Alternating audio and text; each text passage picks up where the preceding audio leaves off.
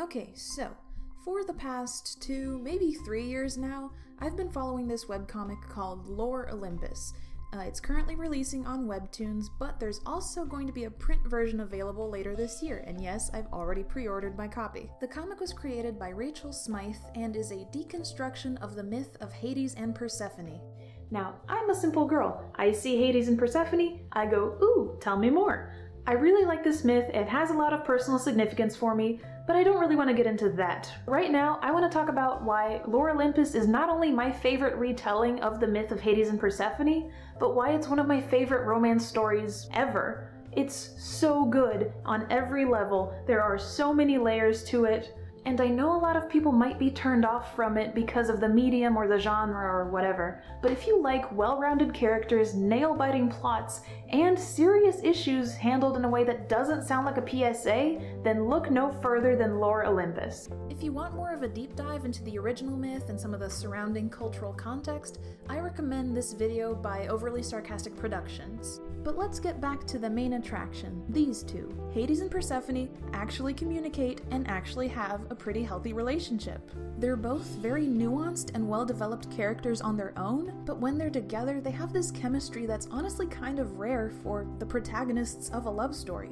Turns out you can have a high-stakes and compelling romance plot without all of the conflict deriving from miscommunication. And it's not even that they communicate perfectly, it's that their conflicts make sense. Lore Olympus does a great job of showing what having baggage actually looks like in a relationship. Like, even if you're perfect for each other, that doesn't mean you're necessarily ready for a relationship. There's a lot you need to unpack, or else you risk hurting your partner.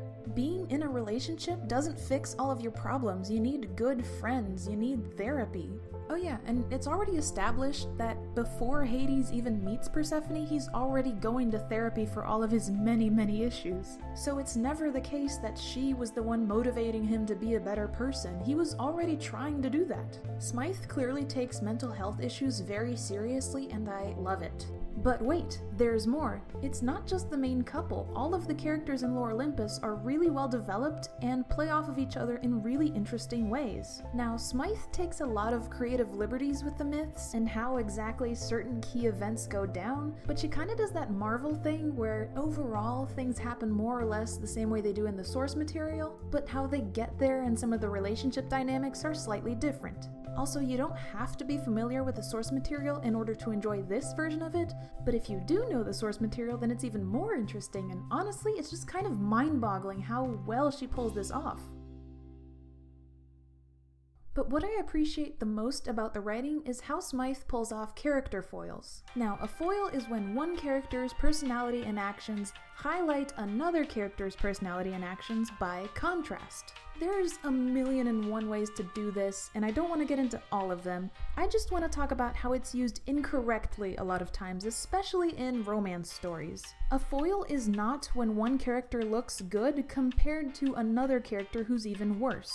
The most notable example being Twilight, which is ironic because it's not subtle about taking inspiration from the myth of Hades and Persephone. You know how it went. Jacob was cool until they needed you to root for Edward, so they made Jacob a jerk to make Edward look good by comparison. There's nothing intrinsic to Jacob's character that highlights anything intrinsic to Edward's character by contrast, or vice versa, so choosing between them becomes more of an aesthetic choice in the end. Back to Lore Olympus. Hades is a good guy, and it's not relative to other people, but some characters highlight aspects of Hades' character by how different they are from Hades, and vice versa. The most obvious one, of course, being Apollo. Apollo is basically the polar opposite of Hades in every possible way. Hades does everything in his power to make sure that Persephone's wants and needs are respected and that she always feels safe. Apollo, on the other hand, does everything in his power to undermine Persephone's agency. There isn't a single thing that Persephone says or does that Apollo takes at face value. Like, literally nothing. I checked. Hades, on the other hand, has all of the self-awareness that Apollo lacks. But what truly elevates the writing for me is that Hades and Apollo have one key similarity. And it's that very few people actually know what Hades and Apollo are like. Instead, most people assume what they're like based on what each of them is the god of. Apollo is the god of healing and medicine and the arts, and he controls the sun, so everyone assumes he's a good guy. Hades is the king of the underworld, a place of death and decay, so people assume he's sinister and shady. And those assumptions bleed over into how people perceive Persephone. Everybody gets worried for Persephone when she's with Hades, but not when she's with Apollo, and that has some very serious consequences. More on that later. Back to Hades. I need to point out that it's actually not unreasonable for people to be wary of Hades, especially when you consider that his brother is Zeus, someone who's notorious for using his power to take advantage of women. And Hades knows this, which is why he tries so hard to not abuse his powers. But as we come to find out, being king of the underworld is an incredibly taxing and isolating job, and his relationship with Zeus is such that he can't really distance himself from his brother without consequences. So Hades is kind of stuck with his bad PR no matter what he does. And yet, he tries. He tries his best to be a good person, not just for Persephone, but for himself. So Hades and Zeus end up being foils for each other because they both have similar levels of power and authority, but they wield it in very different ways. There's one more foil I want to talk about. Minth is Hades' girlfriend at the beginning of the series. You could argue she's a foil for Persephone, but I don't really see it that way. I think she's more of a foil for Hades and Apollo. You see, Minth knows she's terrible, but it stops there. She gets really offended when people try to better themselves, especially Hades. She's one of those girls who think that being rude is just telling it like it is, and that basically everybody's trash and they're just pretending they're not. In short, she's toxic. But I think her character highlights how knowing your faults is only step one of the process towards healing. And Hades ends up in a much better place emotionally because he took those next steps, where Minth did not. Also, I think Minth shows how self-deprecation can also be a form of narcissism. Both Minth and Apollo use very similar tactics to try and control the people they're romantically interested in. Except Apollo's move is to go, "I'm better than you," while Minth's move is to go, "You're worse than me." Even though the way Minth and Apollo view themselves is fundamentally different, they're both using themselves as the standard by which they measure everyone else. Minth isn't nearly as frustrating as Apollo though, because it doesn't take a lot for people to realize that Minth is bad news. Apollo has a lot more prestige and reputation though, so it's way harder to convince people that he's bad news. Man, I didn't even think about that until I started recording. Do you see what I mean about this story having layers? I'm still finding out new things about it. So now you may be thinking, that sounds like some pretty neat character work, but I'm just not interested in relationship drama all that much. Is there anything, interesting that happens later on? My dude, you have no idea. This series gets intense, especially in season 2. This isn't just a story of how Hades and Persephone got together. Rachel Smythe really puts the lore in Lore Olympus, especially in season 2. Now season 1 does a great job of foreshadowing and setting up the pieces that'll come into play later, but season 2 has me on the edge of my seat. And if you think the season 1 antagonists are kind of boring, wait till season 2. It doesn't just introduce some new antagonists, but it gives Minth and Apollo a lot more to do as characters, and they impact the story in some really interesting ways. Speaking of antagonists, this is one of the first Hades and Persephone adaptations I've seen where Demeter isn't one of the primary antagonists. A lot of adaptations make Demeter this overbearing, narcissistic parent who's obsessed with controlling Persephone, and Persephone usually goes to the underworld in these stories to escape her mother. And I think there's a place for that, for sure, but I just love all of the depth and nuance that Demeter gets in Lore Olympus. Her relationship with Persephone isn't great, but it's not all bad either. Even though Demeter really messes up sometimes, you understand why she's so protective of Persephone.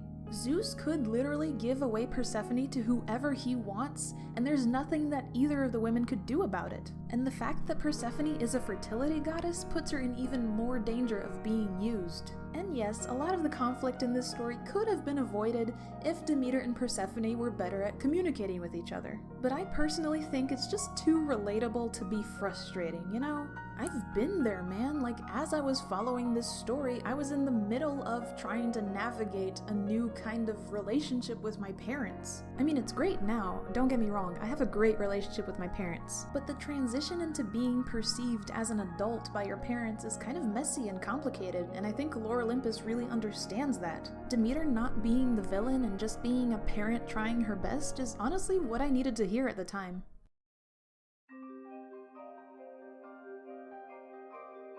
The way Lore Olympus handles sexual assault is honestly one of the best I've seen, because the original myth of Hades and Persephone is largely considered to be a story about assault. Or at least it's the way a lot of people conceptualize assault. Some naive, innocent girl suddenly gets attacked by a stranger out of nowhere who carries her off into the night. Lore Olympus takes that image of a predator and turns it on its head by having its main antagonist be Apollo, someone you don't really think of as a predator at first.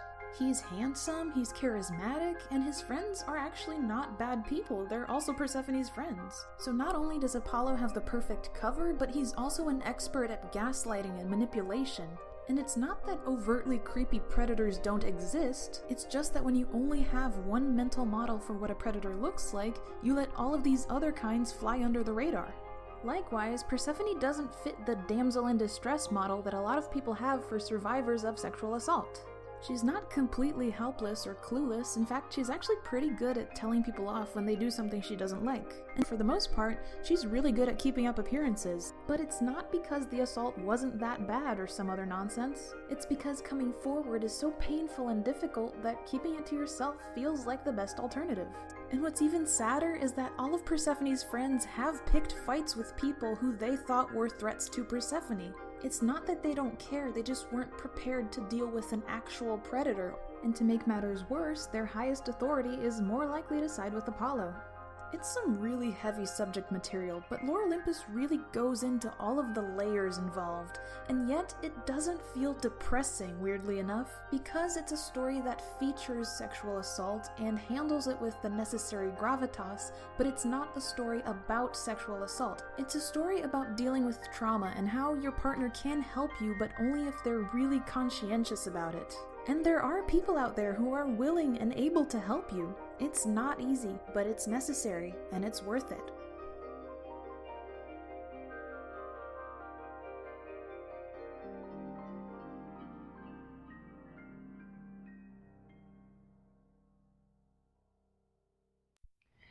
Oh boy. I swear, as soon as I finished recording that bit, my husband called me from downstairs and was like, "Hey babe, do you want some ice cream?" And I was like, "Yes."